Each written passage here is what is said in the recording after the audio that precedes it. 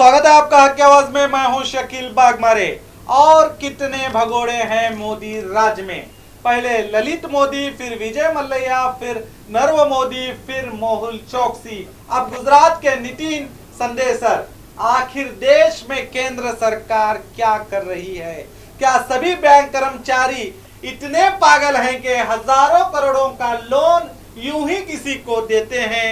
अगर एक आम आदमी घर बनाने के लिए लोन मांगता है तो ये बैंक लीगल एडवाइजर के पास उसको भेजकर कई दस्तावेजात मांगकर महीनों घुमाते हैं। फिर भी 5 या 10 लाख का लोन मिलते मिलते वो थक जाता है। पर भगोड़ों को हजारों करोड़ों का लोन कैसे मिलता है? क्या बैंक कर्मचारी भी इनसे मिले हुए हैं? अगर मिले हुए हैं तो अब तक किसी भी बैंक के कर्मचारी को निलंबित क्यों नहीं किया गया? ये सरासर खुलेआम जनता को और देश को धोखा देकर भारत की आर्थिक व्यवस्था को खोखला कर रहे हैं। आइए जानते हैं विस्तार से इन भगोड़ों के बारे में। ललित मोदी राजस्थान क्रिकेट बोर्ड के अध्यक्ष थे और इंडियन प्रीमियर लीग में घोटाला करके करीब 125 करोड़ से भी ज्यादा का माल लेकर उड़े। फिर भी अब तक विदेश में खुली हवा खा रहे हैं।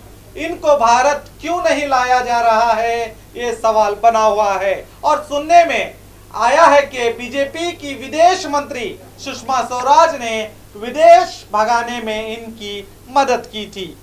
विजय मल्ल्या किंगफिशर एयरलाइन और लीकर किंग जो बेंगलुरु में रहते थे, जिन्होंने देश के 17 बैंकों से तकरीबन 900 करोड़ लेकर 9-2-11 हुए। मल्ल्या ने खुद कहा है कि भारत छोड़ने से पहले ये फाइनेंस मिनिस्टर अरुण जेटली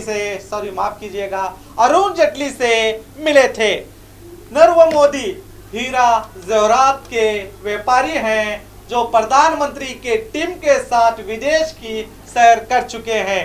इन्होंने पंजाब नेशनल बैंक को 13,000 करोड़ का चूना लगाकर अंकल मेहुल चोकसी के साथ फरार हुए।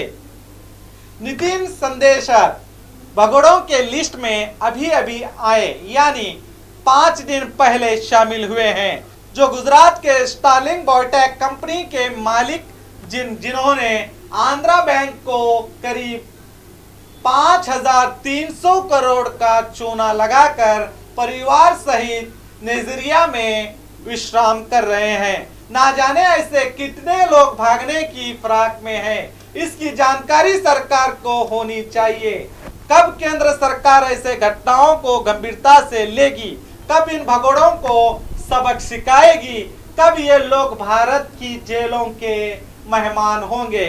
कब लाखों करोड़ों का पैसा देश में वापस आएगा भी या यूं ही चलता रहेगा? देश से वफादारी का दावा दिखाने वाले आज क्यों खामोश हैं?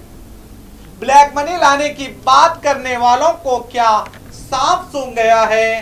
कहां है जो जंतर मंतर में अनशन करके गांधी जी की याद दिलाया करते थे और जिनको एक्शन लेना चाहिए वो तो आराम कर रहे हैं।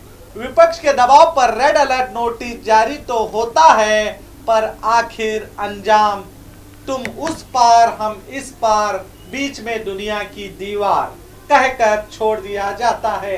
क्या सरकार ऐसे ही इन भगोड़ों को खुला छोड़कर और भगोड़ों को पैदा करते रहेगी या कोई सख्त कदम भी उठाएगी?